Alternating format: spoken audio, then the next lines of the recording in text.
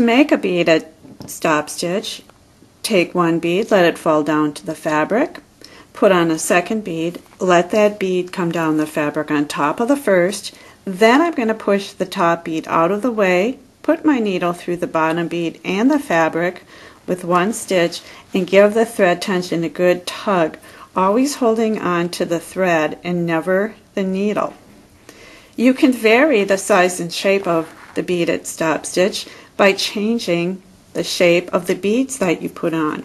Here I'm going to put on a bugle bead, followed by a size 11 seed bead. Push the top bead out of the way, put the needle through the bugle bead and the fabric with one stitch, giving a nice tight tug.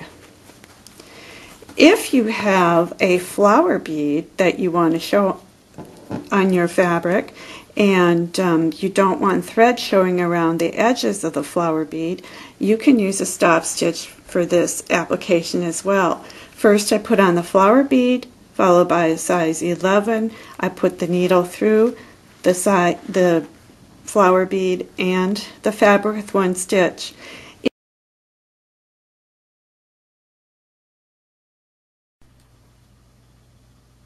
Here is an easy way to remove a stop stitch from the fabric if you are beading with double thread.